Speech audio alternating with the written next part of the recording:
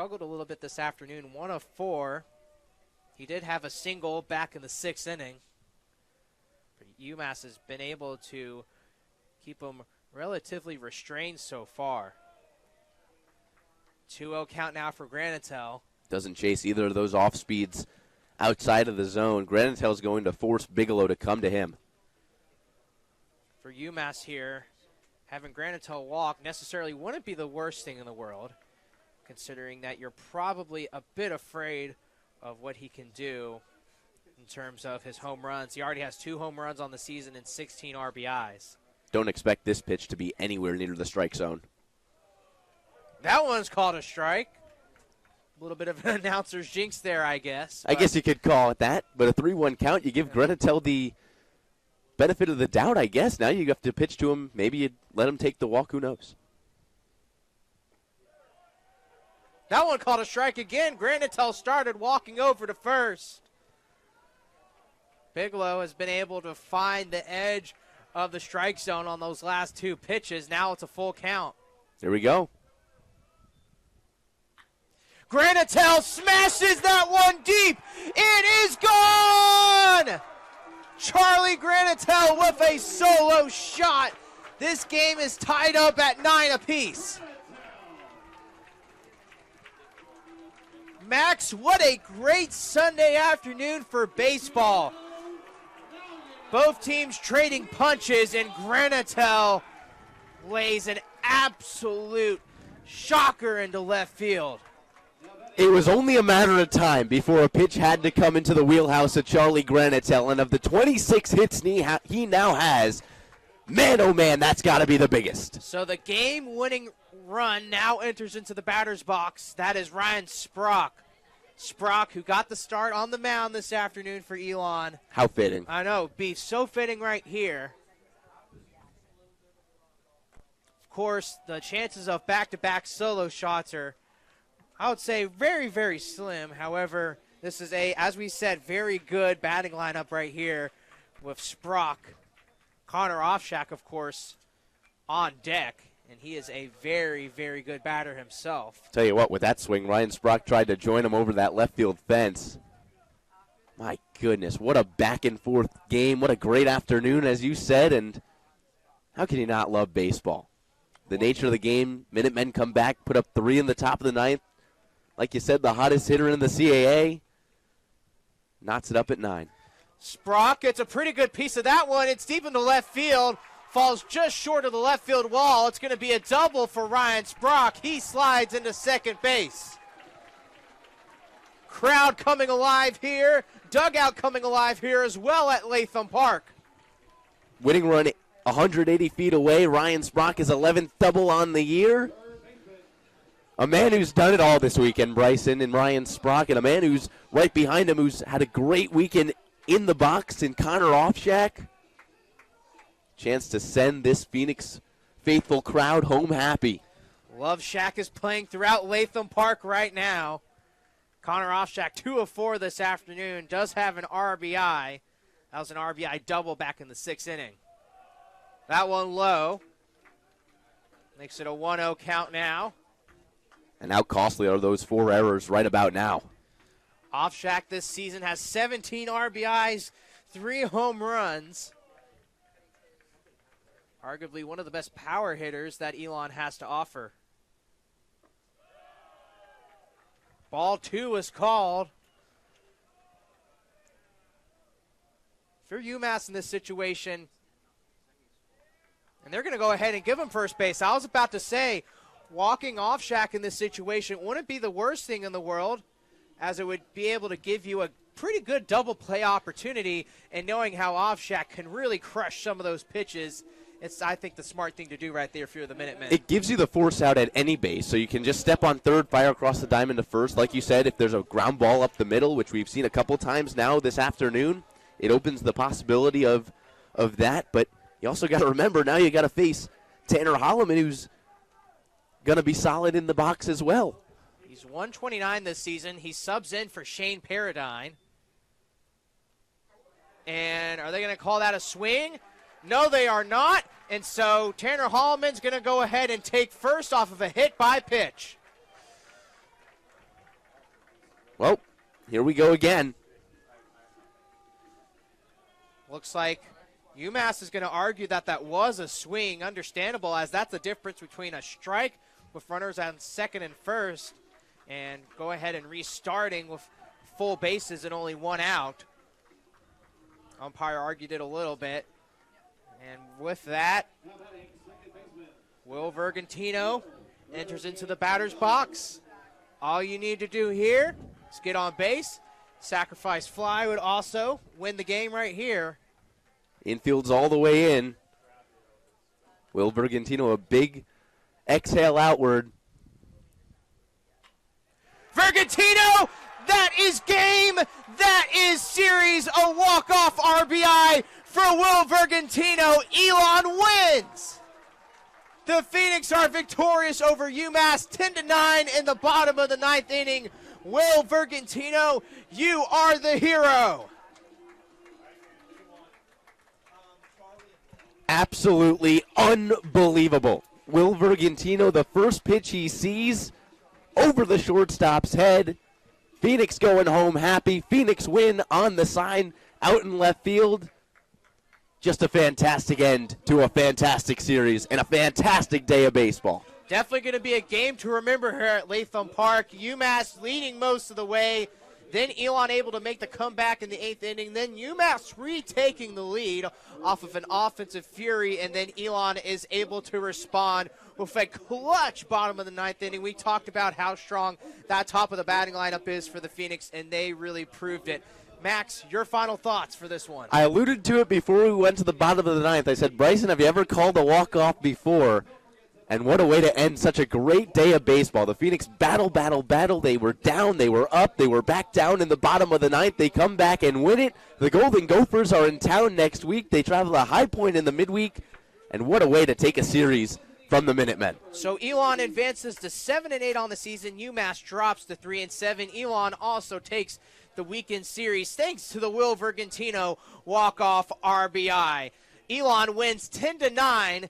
Elon also had 9 hits. UMass had 12 hits, but it was those 4 errors for the Minutemen that really, really hurt them and ultimately allowed Elon to come off on top. I've been Bryson Byrnes, joined alongside Max Wallace. We say so long from Latham Park as Elon wins this game 9-10 and the overall weekend series against UMass. We still got a little bit of extra volleyball to play as we're going to point number 26. Galligan goes off of Gowler's foot and it lands for UNCW. Set point now for UNCW. The first time this afternoon.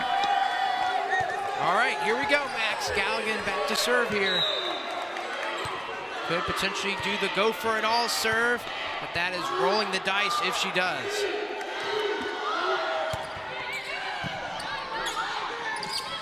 Parker to Harris, we're playing 27.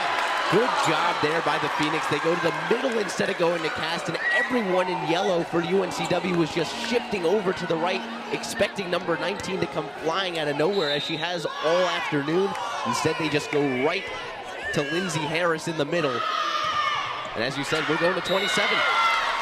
And if you're the Phoenix, now you want to go to 28 as that's a service error right there. Set point again for UNCW, 26-25. Self-inflicted wound probably at the worst time for the Phoenix. Service error number 9 on the afternoon.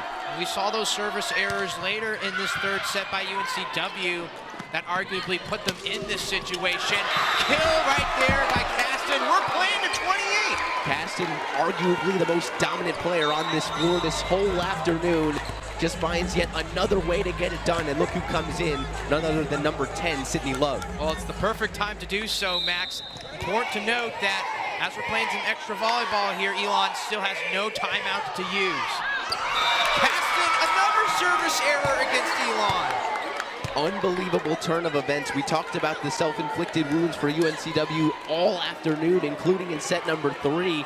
And then just in the last 2 biggest points of the afternoon, Phoenix give it right back.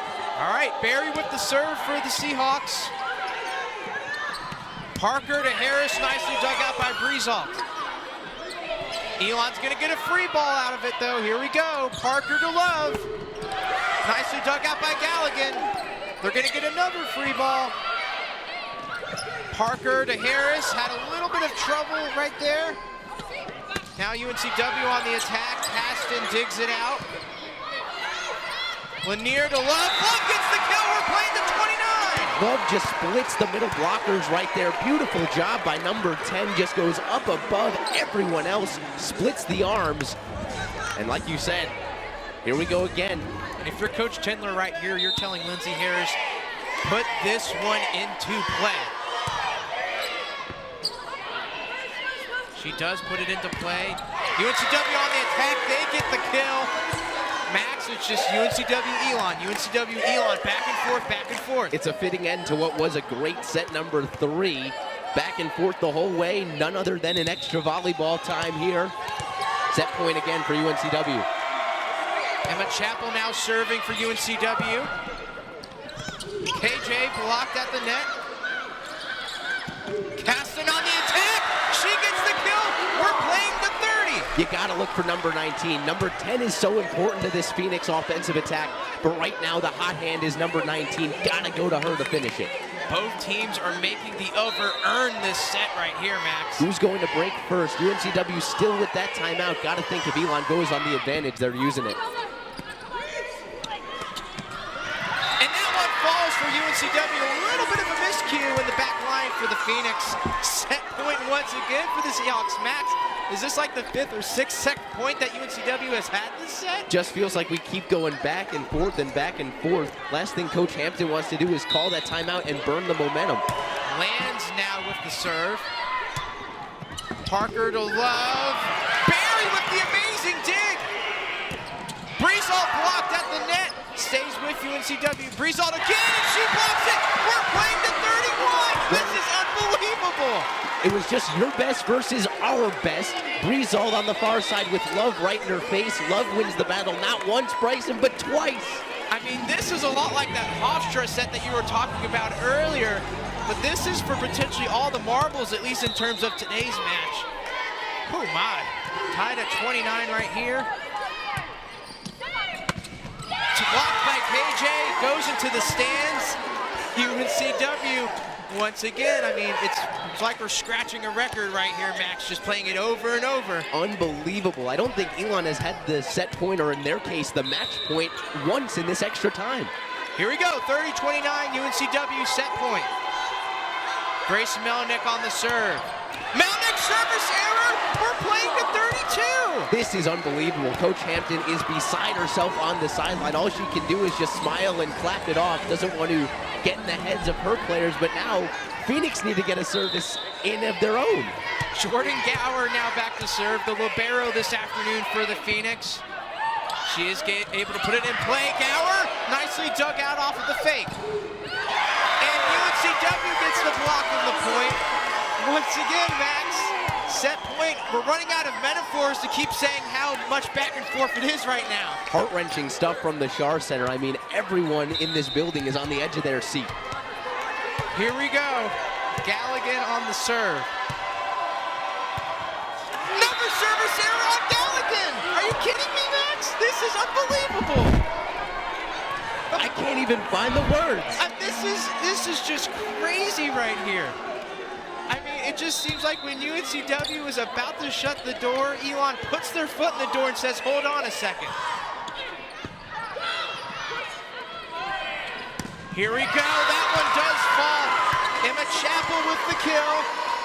Set point right here. I think we've said that just a million times at this point. We just keep going, Bryson. It just does not stop. UNCW, good on them to keep it fighting, and then on the Elon side of things, your back's against the wall, you just keep on pushing away. Even if this does end in set 3, the folks here in Schar Center are getting their money's worth. We're playing to 34.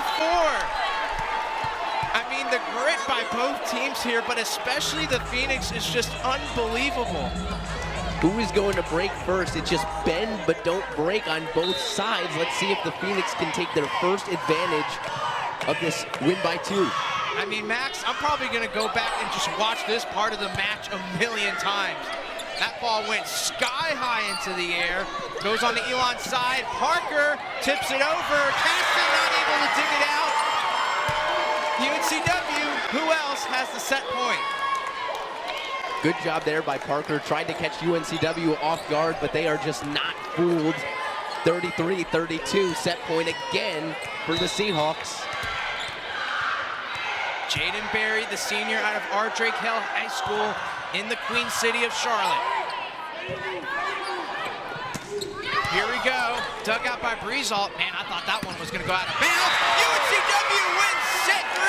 We're playing set number 4, Max. It's improbable that UNCW pulls that one out of the hat.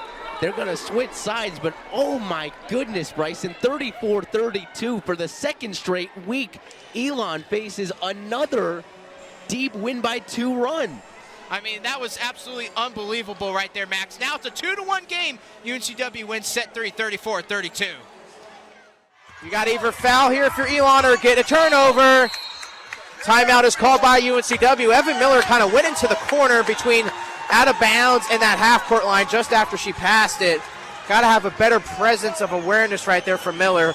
But she does get bailed out with a timeout with 39 seconds left. UNCW up by 5. And I'm not sure if that foul on pass was called before the Seahawks were granted that timeout. So it'll be interesting to see, because that would be passes. That would be her 4th foul, I believe. So UNCW with the inbound right here. Jack, if you're head coach Charlotte Smith, what's the strategy in these last 39 seconds? You just got to keep fouling and hope that they miss shots. Elon has had an amazing they've been shooting the ball amazing. You just trust in your shooters that they're going to make a couple more. They have 11 right now. And maybe UNCW, hey, they're going to miss a couple. And you just say, we have a 3-2 record in CAA games under 10 points. Let's go to work. UNCW inbounds it to Silver. Silver being guarded heavily by Monroe. Monroe gives it over to Mingale. Mingale. And are they going to call a travel against Mingale? Wow. I thought that was either going to be a foul or a jump ball, but no, they said Mingale took one too many steps. Big turnover against the Seahawks right there. So what do you do if you're Elon here? You have 30.4 seconds on the clock. You're down 5. We have Willard right in front of us. It looks like it's about to end. James is checking in now. But what do you think you do? Checking in for Willard. Anything works in this situation. You could take a 2 or a 3-pointer, really, if you're the Phoenix right now. So just go with your go-to play in this scenario, I would say, to make it a one-possession game. But Marasia pass now with it. 25 seconds to go. They still got to hurry, though. Pass, 20 seconds to go. Gives it to Diamond Monroe. Monroe just heaves up a 3. She nails it!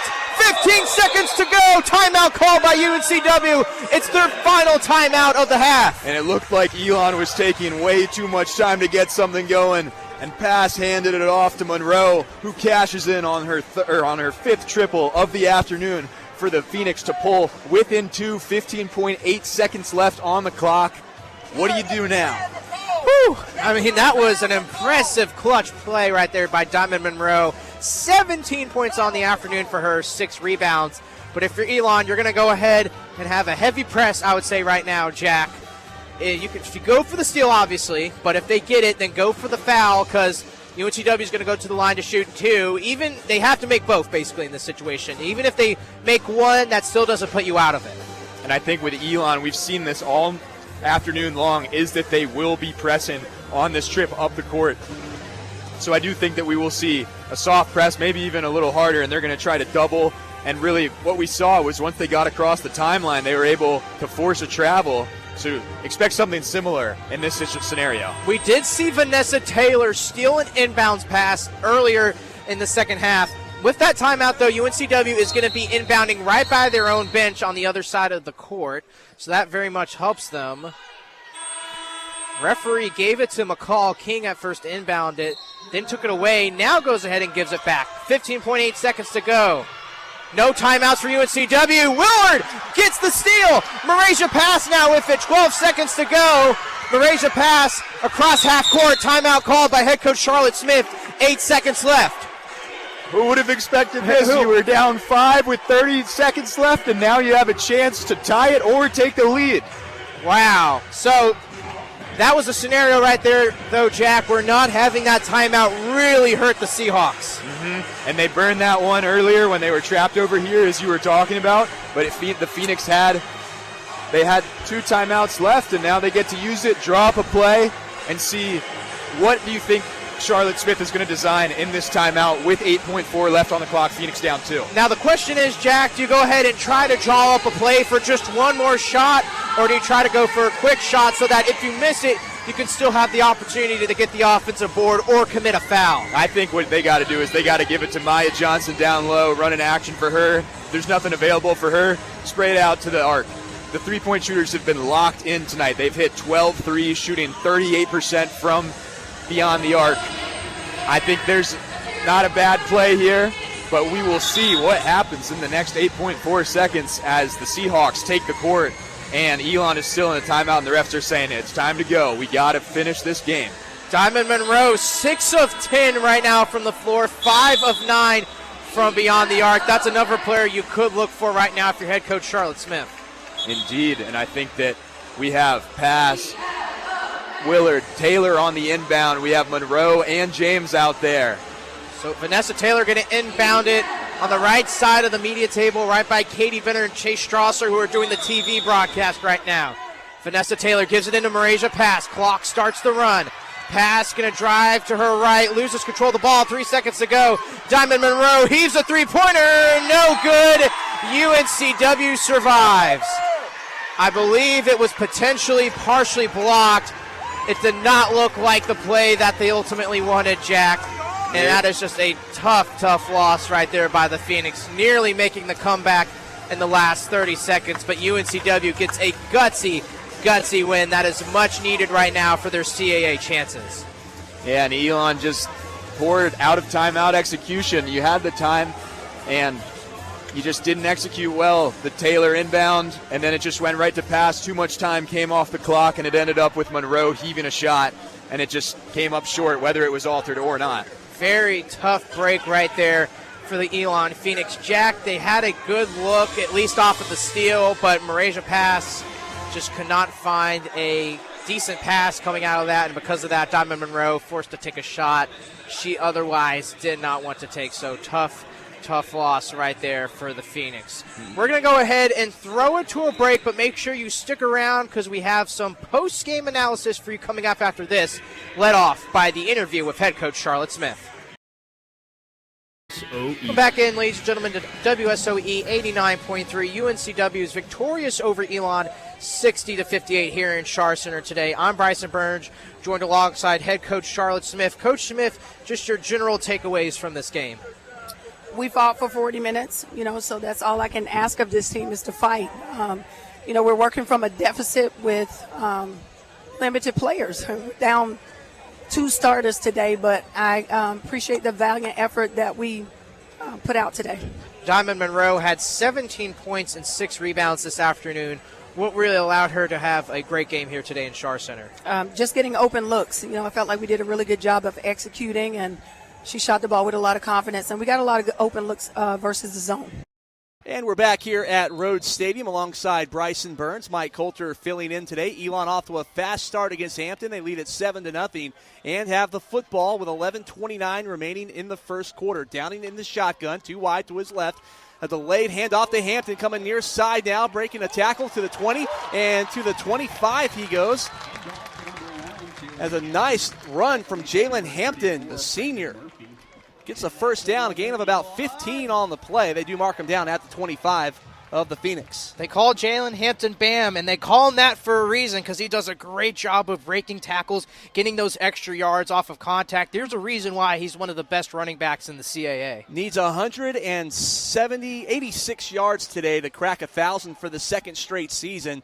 1st and 10 Phoenix, ball at the 25, Downing in the gun with Hampton offset to his left. Blitz coming from the edge. They hand it off to Hampton, breaks one tackle, spins through a defender, and fights his way backwards up to the 29-yard line, gain of 4 on first down. Yeah, just looking a little bit more at Hampton, was a 2023 preseason All-CAA honorable mention, also a transfer from Virginia Tech. Both these teams have utilized the transfer portal a lot in these past 3 years as well, Mike. Had a career-high 177 yards against these Hampton Pirates last year. So he can certainly get that 186 today if he has a similar feat to last year with 9 more yards than that. 2nd and 6, fakes the handoff to Hampton, does Downing. The one-headed snare by the tight end, Miller. the second, who's brought out at the flat at the 33 on the far side of the field in front of the Hampton team bench. Gain of about 4 more. It's going to set up 3rd down and 2 at the 33. Yeah, John Carlos Miller is actually 3rd on the team so far in both receptions and receiving yards, so they really like to utilize him a lot in that passing offense. He's a really, really good player for this Elon team, and so look for him to see more today. Went to Dudley High School as well in the Greensboro area. They produce a lot of talent as well. All right, Bryson, here we go. 3rd and 2 is Downing fakes the handoff. It's a keeper up the gut, and I think that's actually Brayboy who lined up at quarterback. Fights forward, gets right to the yardage to gain mark. So a gain of 2, and we'll see if they have to move the chains. Nope, they're going to say 1st down, Elon. Yeah, they don't utilize that kind of wildcat formation a whole lot. Usually in those running situations, they go ahead and put Will Langford in at quarterback, but still, very smart play call right there. Just go ahead and let your athlete get the ball and get the 1st down. Brayboy came in with 13 rushes, so that was his 14th run of the year. Now 117 yards on the ground, so they will use him in that capacity. 1st down, Elon at their own 35-yard line, 2 wide left side. Man in motion, and upon the clap of the hands from Downing, looks like they may have drawn Hampton offsides. We'll see if the officials deem that was the case as they come together. Both teams pointing to each other, of course, blaming the other. We'll see what the call is here. Our officials today, the head referee, Bill McKeever, and they indicate it was, in fact, offsides on the Hampton defense. So 5-yard penalty will move it up to the 40-yard line. Again, Hampton's defense has struggled this season under co-defensive coordinator Brandon Williams. Played for Coach Prunty as head coach at East Carolina back from 2011 to 2014. 1st and 5. Elon takes the snap. Downing, play fake to Hampton. Looking deep. Steps up into the pocket. Has time. Rifles it. Far side is Brayboy at the 30. Near side 20. 10, 5. Touchdown, Phoenix. Great play call right there by the Elon Phoenix. Once again, just go ahead and utilize Brayboy. The Hampton defense kind of broke down right there. There was really no one behind Brayboy at all, and so he just had nothing but green grass in front of him. It's really interesting right now as well because Hampton is really going with these short passes and screens early on here on these 1st down scenarios instead of usually running the ball like they usually do. Zealous to drop back here on 1st down. Fires, it's picked off. We got a pick 6 for a senior on senior day. Bo Sanders to the house. Great read right there by Bo Sanders. Zealous basically stared down the receiver the whole way. And if you're Bo Sanders, you're a veteran safety. You're saying, okay, he's throwing the ball to that guy. Just go ahead, creep a little bit towards him, and then bam, go ahead, get the pick 6. Very clutch play right there by Bo Sanders and a crucial mistake by Chris Zealous, who has struggled in terms of throwing interceptions so far this year. His 14th interception thrown this season as Sanders comes to the near side of the field and drops the bomb with the football, or the grenade, if you will. Stood up on the bench, threw up the ball in the air, and the Elon team knew what to do on the celebration. Nice job doing that over here and not on the field to avoid a penalty. Extra point by Berkowitz. Dings off the right upright. No good. That's Berkowitz's, I think, 1st true miss of the season. He did miss another one against NC Central, but that one was blocked. And so that was really the 1st true mistake in terms of PATs against Berkowitz this season. So Elon leads by 20 now, 27-7, 10:44 left in the 2nd quarter. So that's the 1st turnover of the day by Hampton. And Zealous with his 14th interception thrown this season. Sanders, that's his 2nd interception. I bet he didn't imagine he'd be scoring a touchdown on his final game here at Rhodes Stadium. No, yeah, he's had a few good turnovers so far this season. He's arguably the main anchor of this defensive backfield for Elon, and it really, really shows just the veteran mindset that Bo Sanders has, is that he just stared down Zealous. He knew he was going to throw that ball. You've practiced that 1,000 times in practice. You've seen that hundreds of times in games in your career, and you just went ahead and did what you were taught to do. So good job there by Bo Sanders, and he really does deserve that pick 6 here on Senior Day. 10:44 left in the 1st half. The first Elon touchdown for each home game this fall is a Moe's touchdown, and your chance to receive a buy one, get one free coupon on game day for use at the Burlington and Mebane locations are thanks to Moe's for their partnership with Elon Athletics. Phoenix kicked this one off. Another high kick fielded by Copeland. Fair caught at his own 10-yard line. Looked like he didn't want to do that, but was given the instructions to do just that. No, yeah, he was definitely tempted to go ahead and try to make something happen here for Hampton. We talked about if you're Hampton, you can go ahead, not freak out too much, but the way this game is trending right now, you really need to make some big plays later on. I know there's still 40 minutes left to go, but if you're Hampton, you've got to stop this from spiraling out of control. Well, they fell down quickly, 14-0, before they clawed their way back into this game at 14-7, and were actually driving past midfield before Elon came up with a big 3rd down and 5 stop. Coach Prunty elected to punt it to Elon, and the Phoenix responded with a march down the field. Then obviously Zealous on the ensuing possession with a pick 6. Fumble picked up by Elon. It's going to be a scoop and score. How about this? Marco Patimo with the touchdown. The redshirt freshman scores.